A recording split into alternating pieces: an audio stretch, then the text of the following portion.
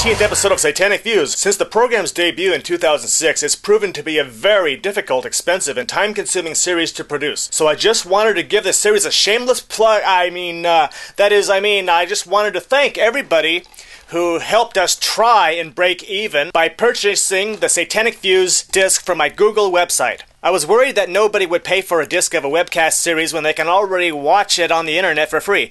But customers have enjoyed the audio commentaries on all 10 episodes of Season 1, the extra features, the behind-the-scenes bloopers, and other segments which are not available online. I realize that having a YouTube series is like being a grain of sand on a beach. Webcasts are a dime a dozen, but SV is not so unimaginative as to be like so many others who ramble into their stationary webcams over and over. We at Satanic Views strive for quality, not quantity, and we're not involved in a race to see who can upload the most videos. SV will continue to offer the progressive variety of evolving cast members, commentaries, experimental special effects, funny sequences, and the occasional travelogue. I thank you in advance for your continued support. In addition, I should hope that all my loyal subscribers will take the time to respond to the hordes of unprovoked attackers and brainwashers who routinely go out of their way to seek me out and insult me on my profile in the commentary section of several episodes.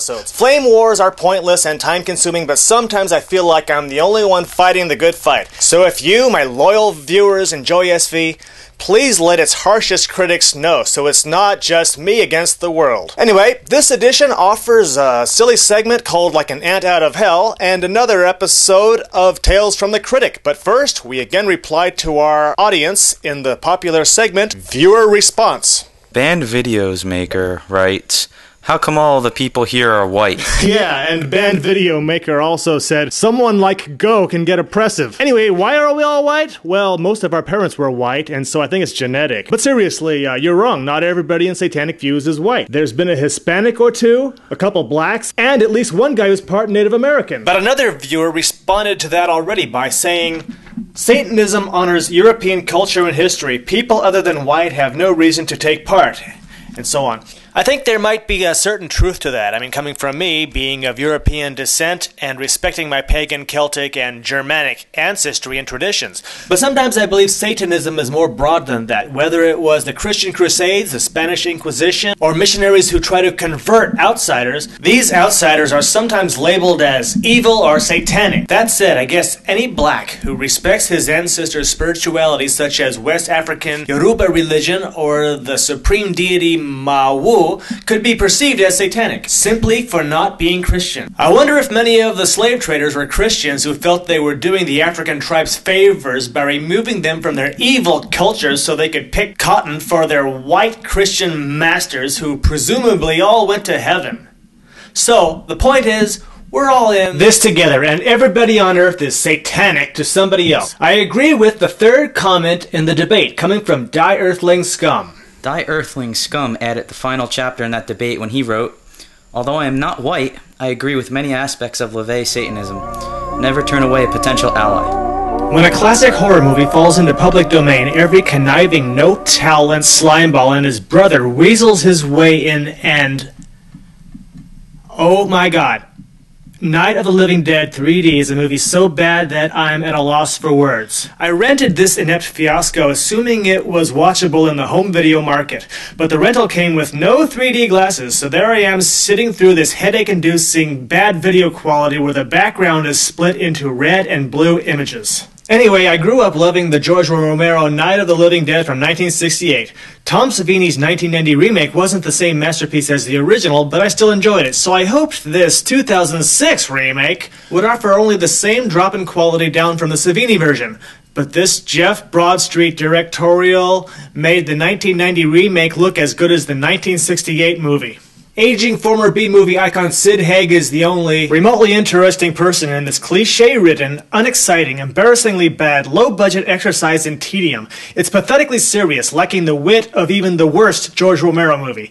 Its only humorous bits are the occasional references to the infinitely superior Groundbreaker. By showing stock footage, flashbacks, and in-jokes from the 1968 originator, the movie only serves to prove just how bad independent cinema has gotten since the 1960s. I suppose I give it credit for not being overly gory.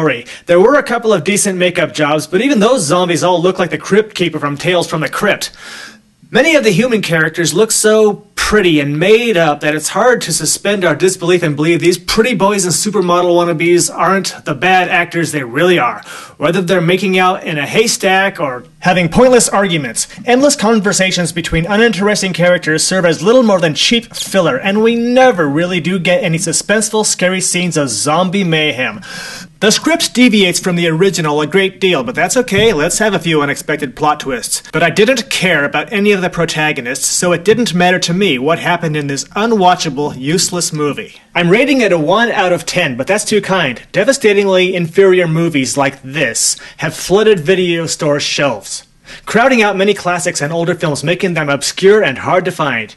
DVDs like Night of the Living Dead 3D are a real disservice to cinema. There was a time when I could enjoy bad old cheesy campy films even for unintended humor, but now I'm very cautious about renting any horror movie made in the 21st century.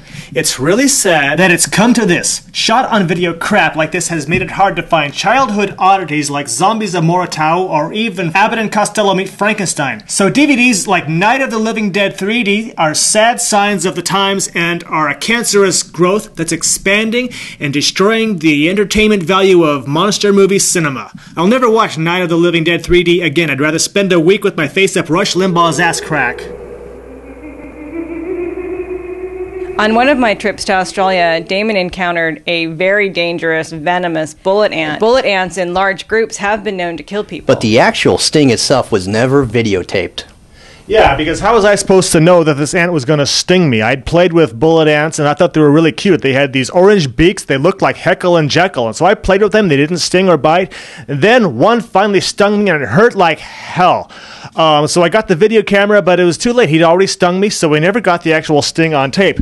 However, here in Arizona, we do have our own dangerous ants. They're not as bad as Australian bullet ants, but they do bite, and they might be venomous. They might sting. And so I'm going to do a little bit of dancing on their hive, because they say music soothes the savage beast.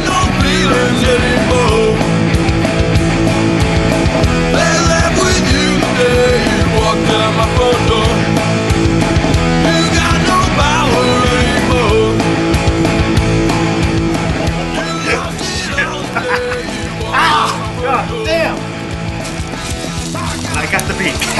Oh, fuck.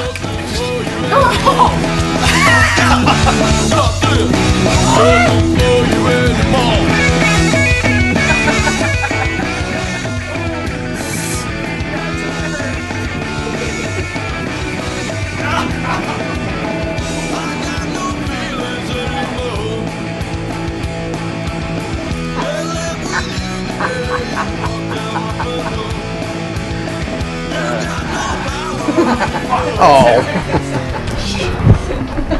Oh, never doing that again.